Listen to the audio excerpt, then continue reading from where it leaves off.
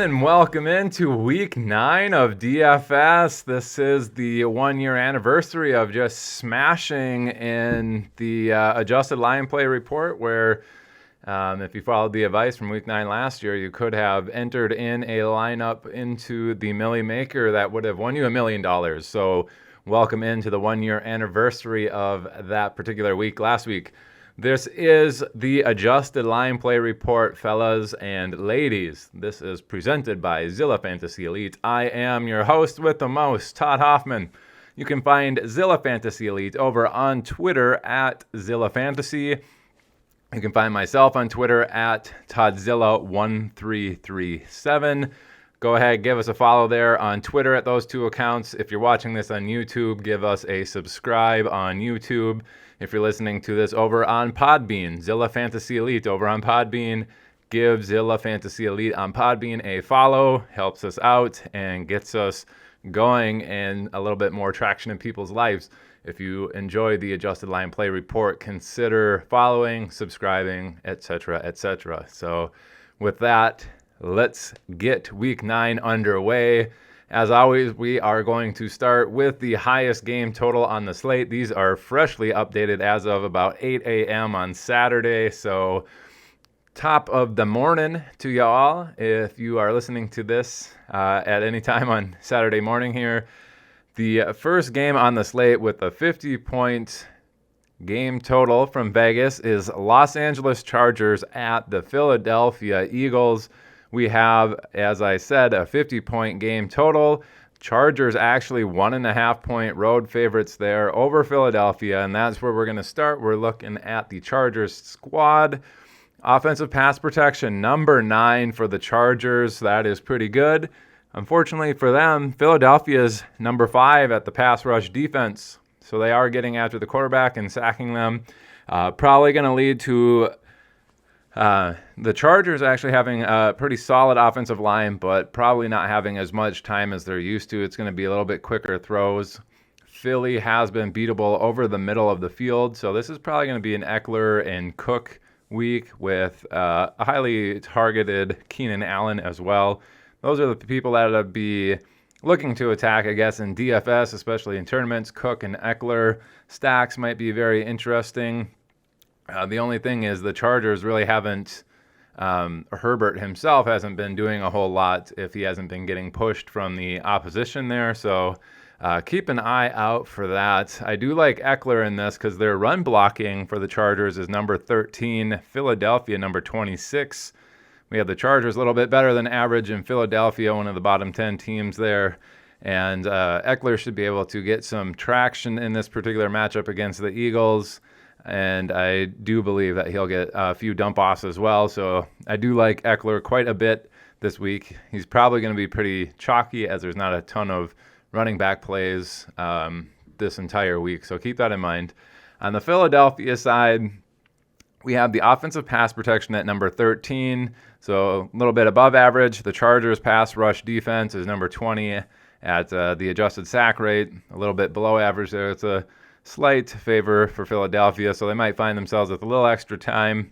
Either way, I like Quez Watkins, Dallas Goedert, and Devonta Smith in this. If he's going to have a little bit of time, Quez Watkins could be one of those sneaky DFS dart throws. Otherwise, it's the Goedert and Smith target show typically every week.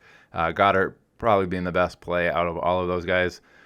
On the run blocking side, we have Philadelphia number 9 and the Chargers 31. They have been a run funnel defense here. I do like the prospects of Boston Scott and Jordan Howard being efficient, at least when they are running in this particular matchup. I just don't know how often they're going to do it. If we expect the Chargers to score a bunch of points, this actually might be one of those weeks where they're dumping it off more to, like I said, Dallas Goedert and the running backs there. If they're going to have a little bit of time, it might be a Kenny Gainwell type of week if Philadelphia is going to be behind, and he could be out there running a few more pass plays while Jordan Howard rides the pine and Boston Scott kind of takes the back seat to Kenny Gainwell in this.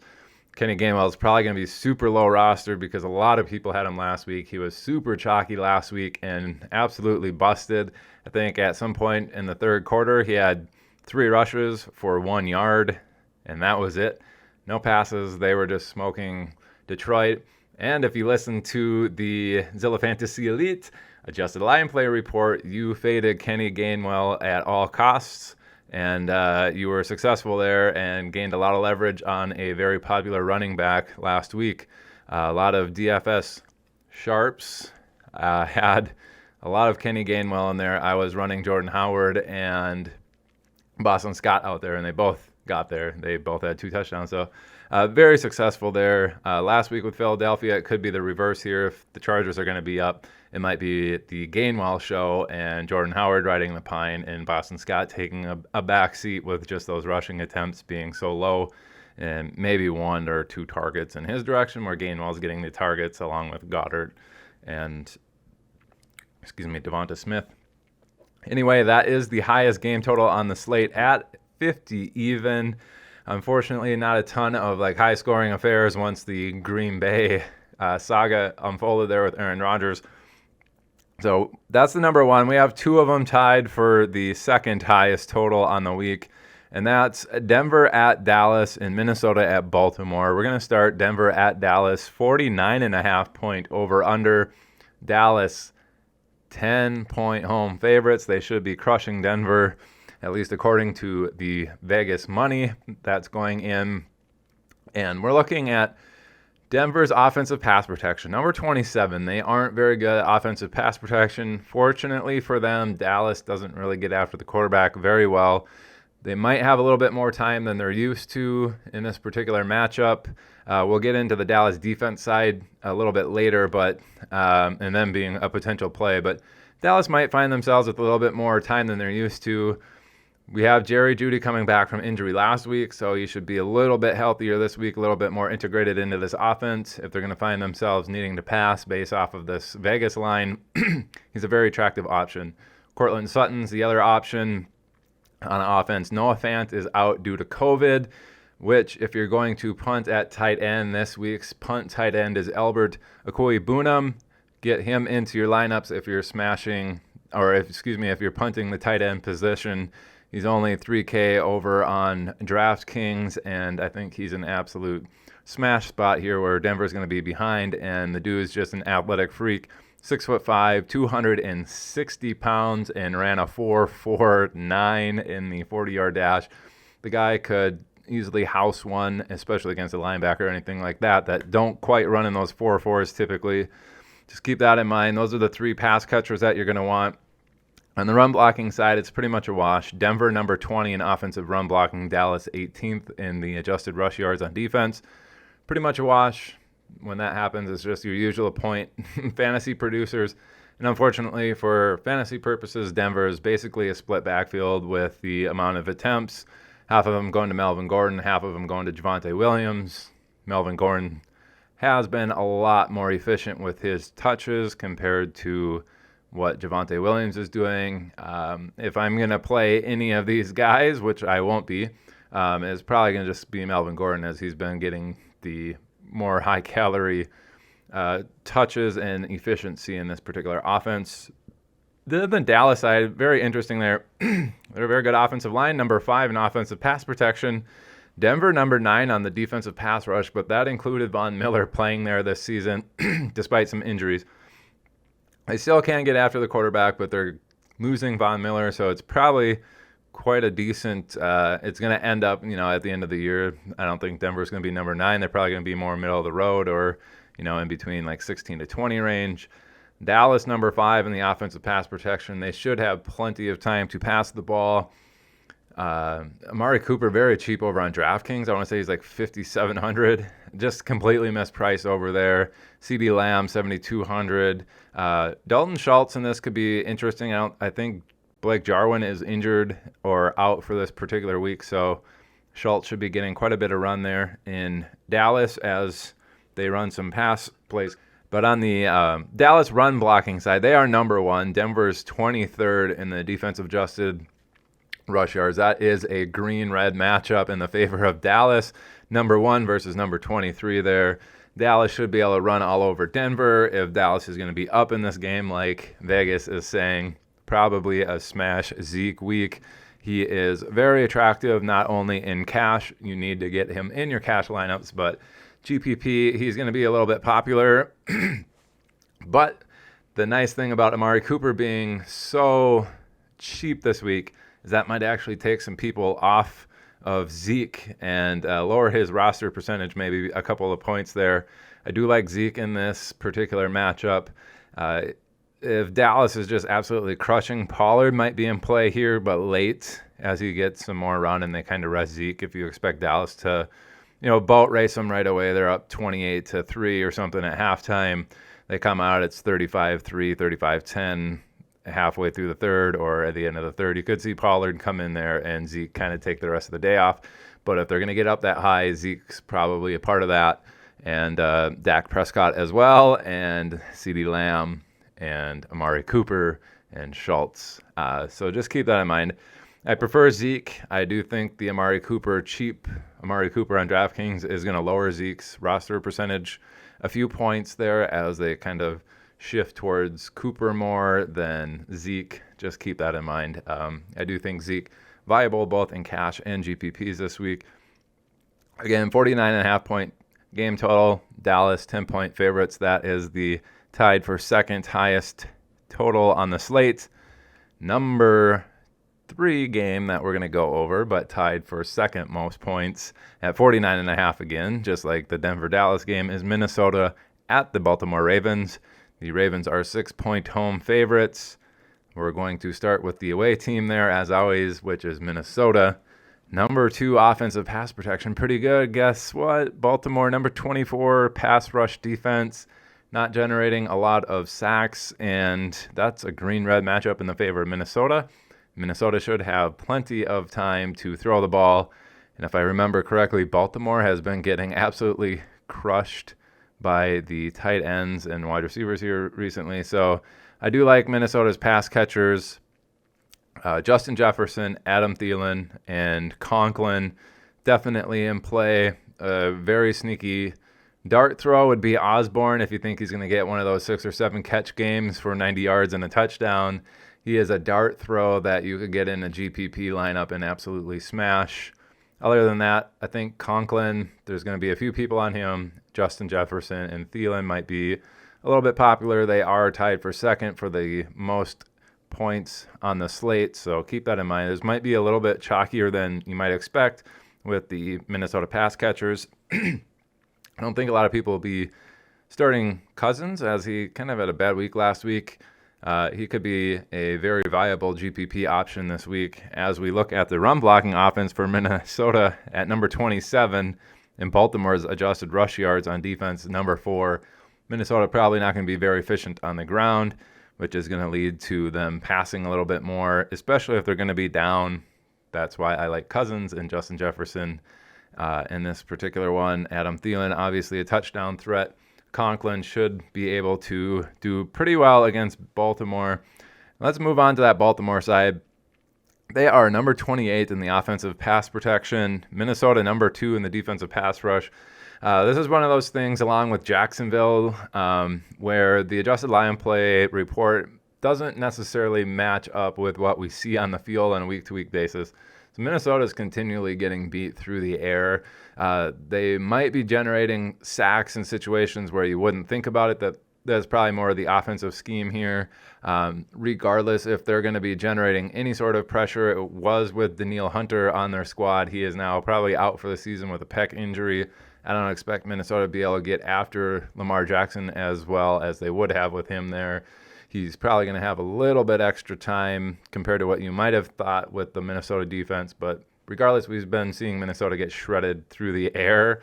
And that could be a Lamar Jackson passing week, being very juicy this particular week. He's probably, I don't know how chalky he's going to be, but he should be a very good play, top 3 quarterback this week. So get him into your GPP and cash lineups this week. On the run blocking offensive side, Baltimore number 28, Minnesota 30th. it's kind of a wash there. Baltimore just might find themselves a little bit more efficient on the ground with their running backs than what they're used to. Latavius Murray doubtful for this, so it's going to be the backups there, and they're kind of ugly, so not going to bother saying their names. Don't play them. There's no upside there. Cash game is likely not viable or worth wasting your money or throwing it on fire, lighting it on fire there. But it is an interesting game nonetheless. We have some juicy matchups there for the pass protection type of stuff in this game. I do like both pass games in this particular matchup. So keep that in mind. Now we're going to go on to the number 4 game on the slate at 48.5. Vegas implied total there. Buffalo 14.5 point road favorites. Those are monster road favorites here. They have a 31.5 team implied point total. They should just absolutely smash Jacksonville. They've been terrible on defense. So we're going to start there. Buffalo's green across the board, defense and offense. So keep that in mind. We're going to start on the offensive side. Buffalo number 4 on the offensive pass protection. Jacksonville 32nd on the adjusted sack rate. Buffalo should have all sorts of time to throw. And Jacksonville's been getting slaughtered actually in the slot too. So I could see this being an Emmanuel Sanders and Cole Beasley type week where Buffalo is scoring quite a few points. And if they're going to be scoring quite a few points, that also makes their red zone options viable, which is Gabe Davis. I like those 3. I think you might get pretty popular Stephon Diggs, as a lot of the sharps are saying, hey, like Diggs hasn't had that monster week yet. 3 touchdowns, 2 touchdowns, like just 10, 12 receptions, lighting it up. I don't know if this offense is necessarily geared towards that this particular season. Certainly Diggs is capable of doing that, but with them having tons of time, it could be one of those Emmanuel Sanders weeks where he's getting downfield a little bit more. And I like Gabe Davis being able to score a touchdown in this particular matchup, as he is a red zone threat. And then just on the Jacksonville side, their defense has been getting absolutely destroyed by slot wide receivers, and that's Cole Beasley. They are cheaper options than Stephon Diggs and might be very low roster just because the ball is spread around so much. People don't necessarily know where to go. If they're going to go anywhere, they're probably going to go Stephon Diggs. So you're going to get Gabe Davis, Cole Beasley, especially those 2 being very low rostered, and then probably Emmanuel Sanders also being lower rostered as well. On the run blocking side for Buffalo, it's number 6 versus Jacksonville 13th. The adjusted rush yards on defense. Buffalo should also be able to move the ball on the ground as well as the air, but not as efficiently. Zach Moss definitely in play as far as if we expect Buffalo to be scoring 35, 40 points. Moss certainly could be in line for a touchdown. Could see one of those sneaky 2 touchdown games from him. But I like the pass attack better here from Buffalo, and I think that's where they're going to get the majority of their fantasy points. On the defensive side for them, we will see here with the Jacksonville offensive side. So Jacksonville offensive pass protection number 6, and Buffalo number 10 on the defensive pass rush. On paper, this looks like a wash. Unfortunately for Jacksonville, they're number 4 on run blocking offensive as well. It just doesn't seem like that offense scores very much points. They don't put up a ton of fantasy production either. It's just strange that they're 4 and 6 in their adjusted offensive line play here. It just doesn't show on the field. It's kind of like Minnesota's number 2 sack rate, just not showing quite in the box scores on the other end. So Jacksonville's offensive line looks very good, but it also doesn't move the ball particularly well, which probably bodes well for Buffalo's defense, right? We expect Buffalo to be putting up monster amounts of points, especially through the air. It's going to be efficient and quick. Jacksonville's going to get a lot of opportunities on offense to throw the ball. We've seen them lean heavily on Lawrence, like 50-some passes. That could be in store again. Lots of volume. Typically, the volume has been going to Jamal Agnew and the running backs and Dan Arnold. And for whatever reason, not Marvin Jones, not Laviska Shenault. It's just, it seems like that team isn't being coached very well. And I think you know what I mean there. So that is the number 4 game on the slate. We're going to go to the number 5 game on the slate, which used to be number 1. That's Green Bay at Kansas City. We had the whole Aaron Rodgers debacle there with his no COVID vaccination and kind of setting his team back there in a game that they probably could have easily won had he been in there. Kansas City has been playing poorly. Now we got Jordan Love in there, and he makes it interesting for DFS this week anyway. That is a 48-point game total. Kansas City now 7-point home favorites. It was like a 54-point game total with Aaron Rodgers and Pick'em on Tuesday. Aaron Rodgers goes down. Now we got Jordan Love in there. Kansas City 7-point favorites. And it's a 48-point line. So they lost 6 points off the top of that particular matchup. We're going to start at Green Bay. Number 18 in offensive pass protection. Kansas City 30th at generating a pass rush. Fortunately for Jordan Love, he should have some time to throw the ball. Probably going to hyper-target Devontae Adams. So when these types of situations arise, these alpha guys like Devontae Adams, Tyreek Hill, Julio Jones, if the backup guy, DeAndre Hopkins, is a big one when he was in Houston, when these backup quarterbacks come in, yes, the target efficiency is going to be a lot worse than it would be with an Aaron Rodgers or a Deshaun Watson, these high-end quarterbacks. But when that happens and the backup comes in, the target efficiency is going to be less. But a lot of times these newer guys just focus. They lock on laser beams right into their wide receiver one's eyes. And that's who they hyper target in these particular games. So what they might lack in efficiency, they typically end up making up in volume. So Devontae Adams, I very much like in this particular matchup. I don't know receiver-wise if Lazard or MVS or anything have been working a ton with Jordan Love, maybe on the second squad. You could see one of those backup dudes get hyper-targeted. It could be the backup tight end there. I'm not even sure who that's going to be for Green Bay. DeGuara maybe. You might see an awkward amount of targets for that backup tight end just because they might have some sort of chemistry with Jordan Love on the second team there. Second offense when they're taking those snaps. So just keep that in mind. But Green Bay should be able to move the ball through the air. Run blocking wise, they should also be able to move the ball. So number 7, offensive run blocking. Kansas City, number 25 in the adjusted rush yards on defense. Game theory wise, you would think the coaching staff might want to protect Jordan Love if they don't truly think he is ready to blossom and be a full-time starter type guy. You could see them lean very heavily on Aaron Jones and A.J. Dillon. We did see Kylan Hill go down, so it's pretty much he's not going to be involved on the offense. Not that he was in the first place very much, but he was getting a few touches here and there as they kind of integrated him more and more into this offense. He's gone.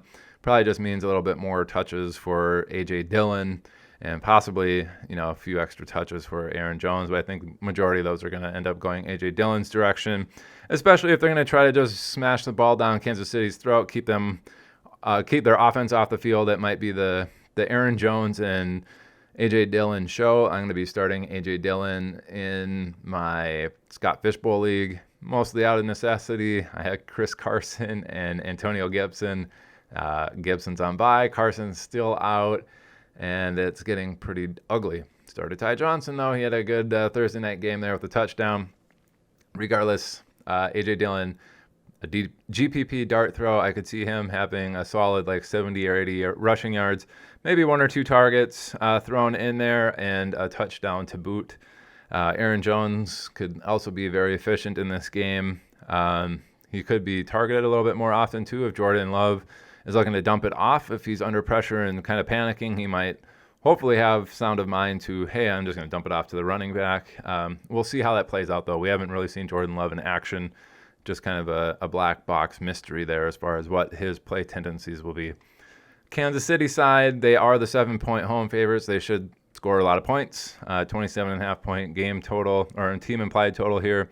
Offensive pass protections, number 11. Green Bay, number 7 in the defensive pass rush. Somewhat of a wash. Green Bay should be able to get after the quarterback, though. That might lead to a few more Kansas City dump-offs. Darrell Williams oddly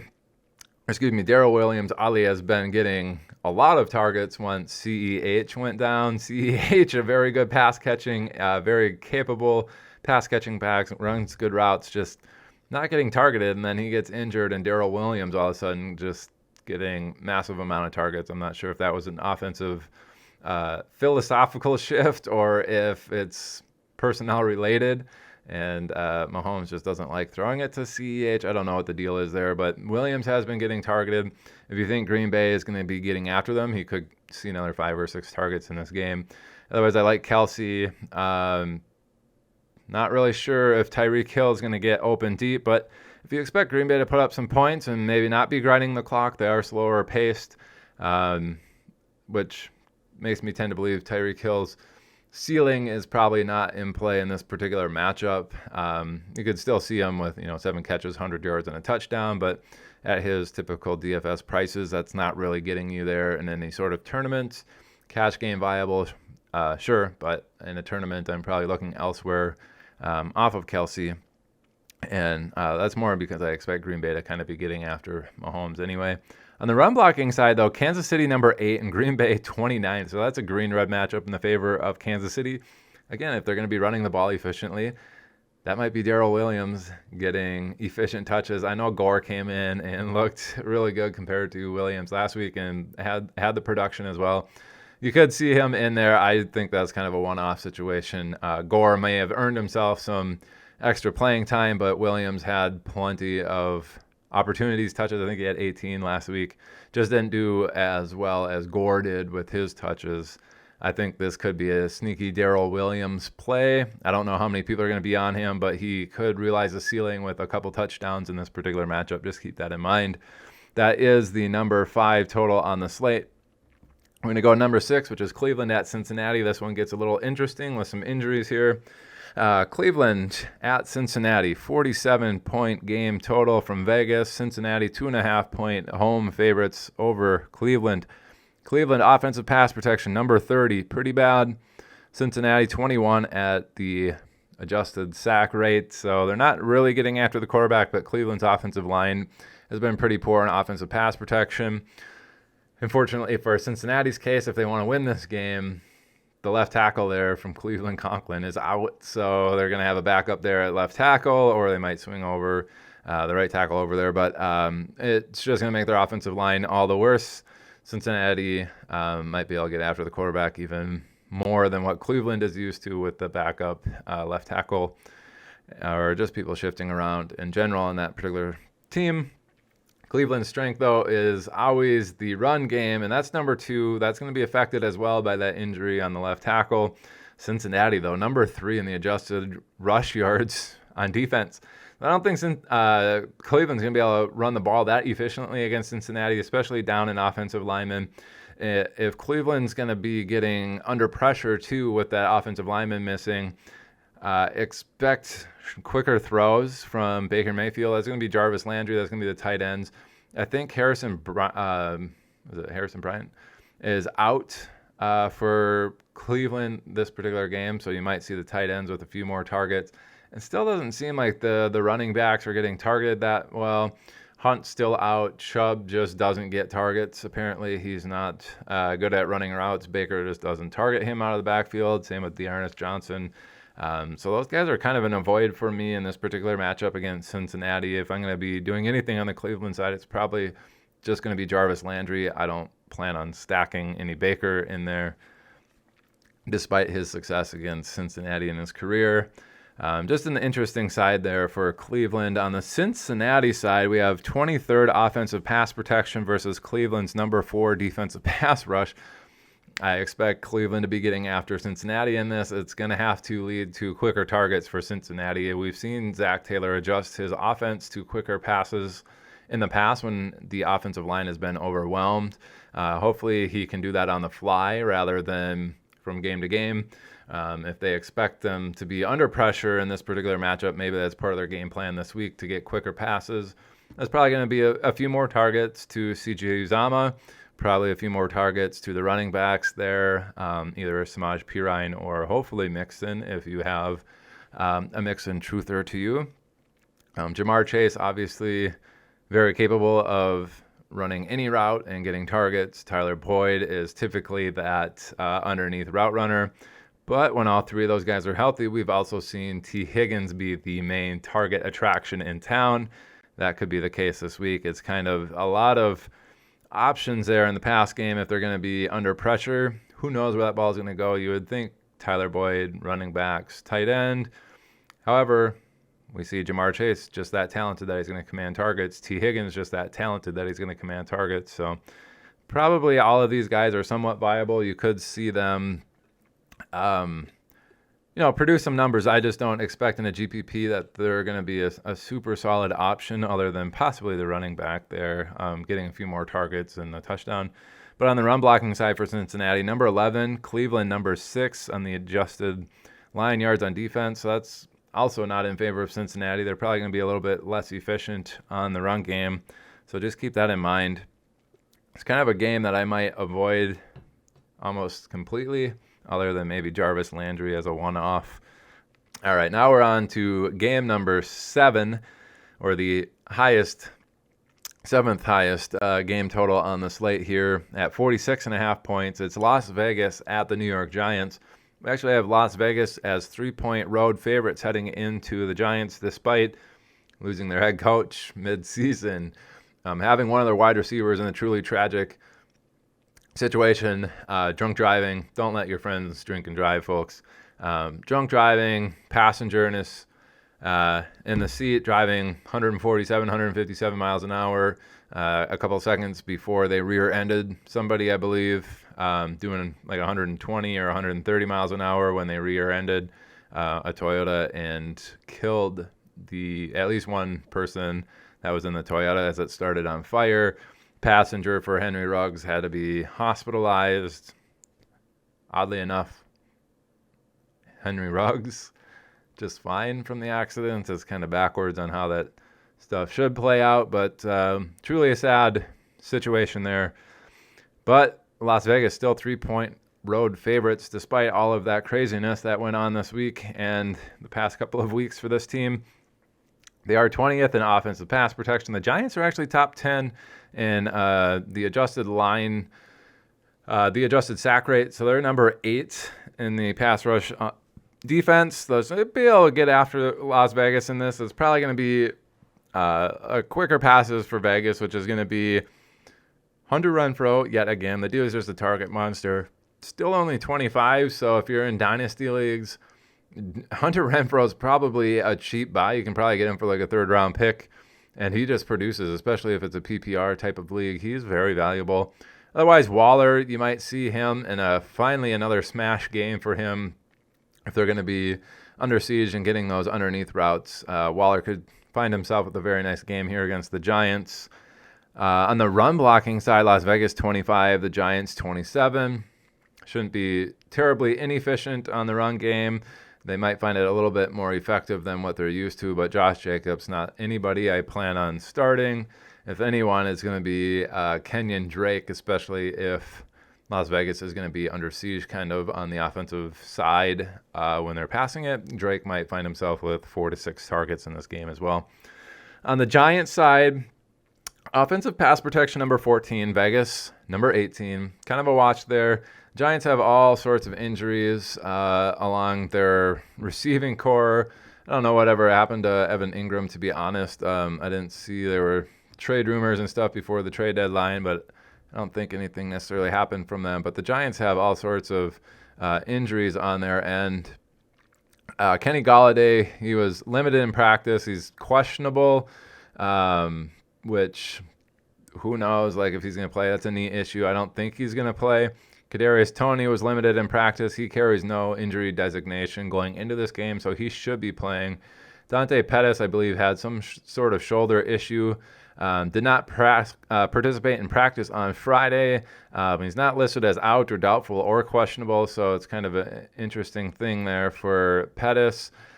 Sterling Shepard had a quadricep, did not participate in practice on Friday. He is actually out. Gary Brightwell, COVID protocol. He's backup running back there for third-string running back behind Saquon Barkley. And their backup there, Devontae Booker, he's out or questionable due to the COVID protocol, but who knows if he'll be ready in time. Not anybody you're playing, but just kind of exemplifies the amount of injuries that they have from potential pass catchers here. Kyle Rudolph, full participant in practice. He should play, no longer on the injury report necessarily. And then we have John Ross. He had a quadricep. He was limited in practice on Friday. He is questionable to play. It's just all sorts of injuries along the receiving core there for the Giants. Just keep that in mind. If I was going to pick anybody, if Tony's playing, it's probably going to be him.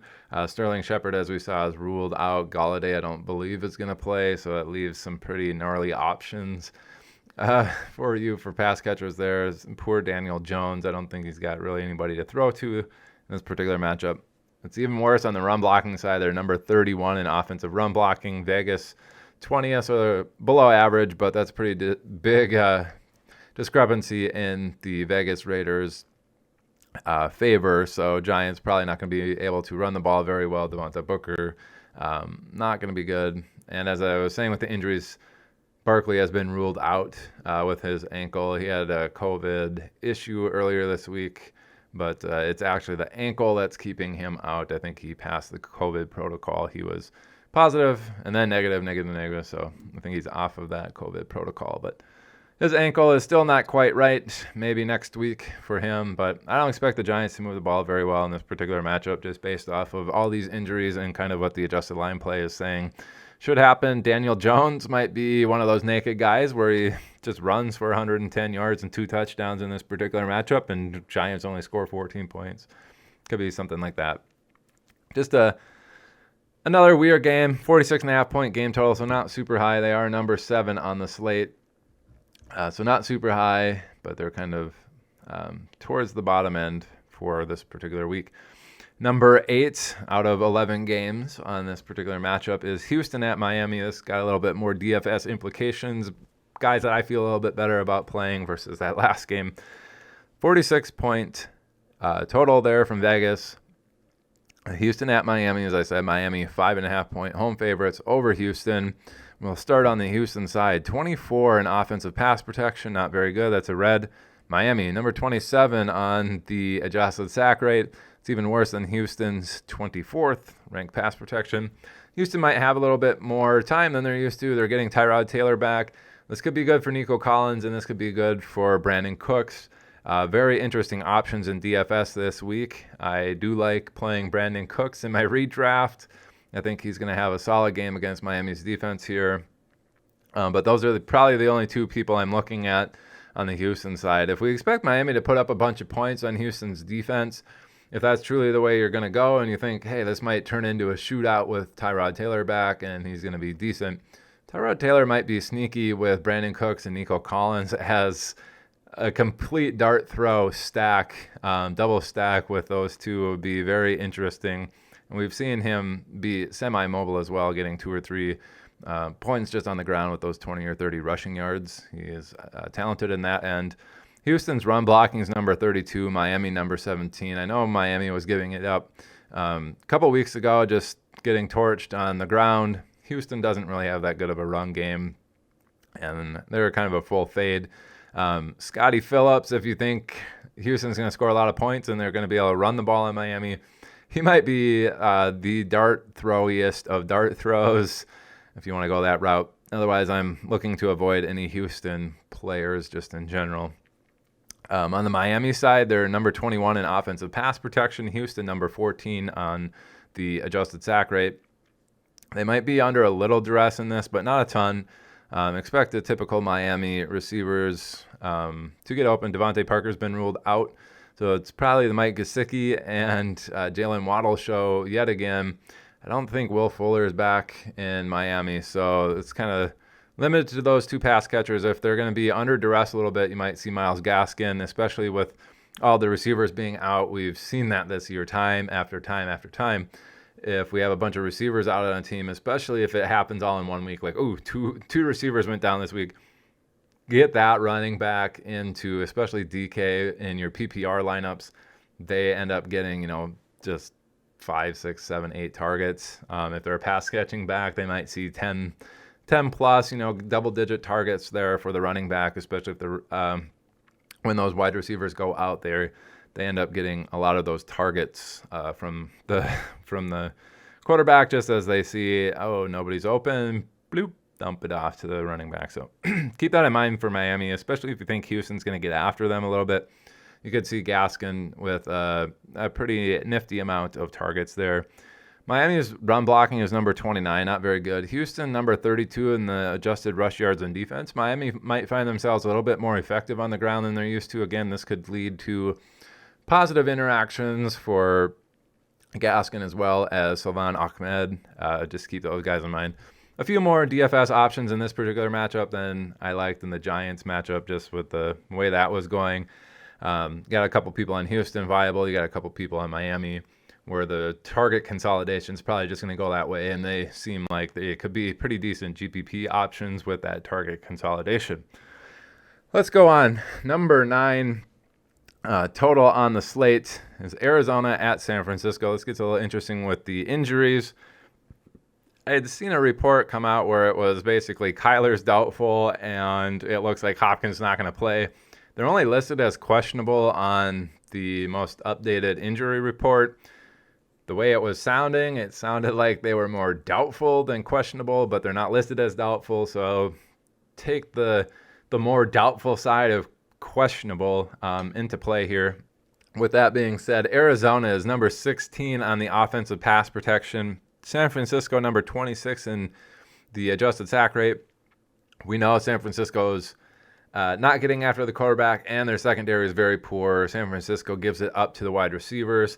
I think A.J. Green is also not supposed to play. I think it was a COVID-related thing where he might not play.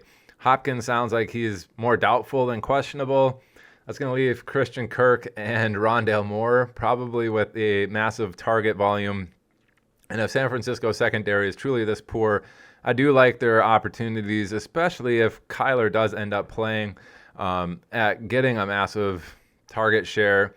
We've also seen, as I said in the last game, this could be finally that Chase Edmonds week, especially if we don't have Kyler playing and we got the backup Colt McCoy in there. He is kind of semi-mobile in his own right, but he's more of a guy that's not going to run and dump it off. He's cerebral enough where, okay, receiving options aren't open, which might be just Christian Kirk and Rondale Moore. Oh, there you go, Chase Edmonds.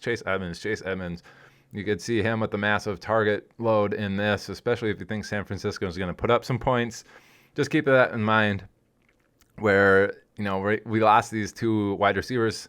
Possibly it could be Chase Edmonds, 8 to 10 target week in this one. Arizona's run blocking number 16, San Francisco number 5 against the run.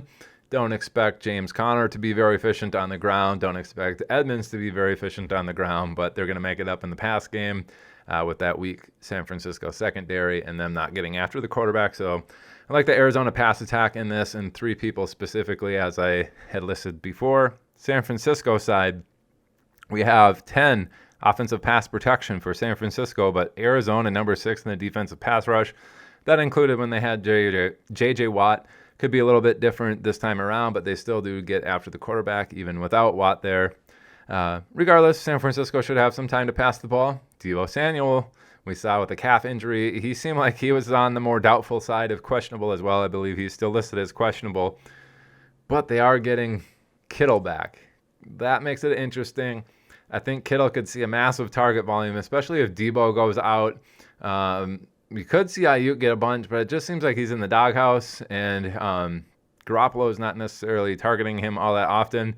We've seen Garoppolo be a big fan of Kittle in the past, so Kittle could be one of those sneaky guys coming back from a injury, which I don't typically like to play people coming back from injuries in redraft, but in a DFS setting, a lot of people will be off of them simply because they haven't seen it from them for a few weeks, and they're coming off an injury, and they want to make sure that the person's right.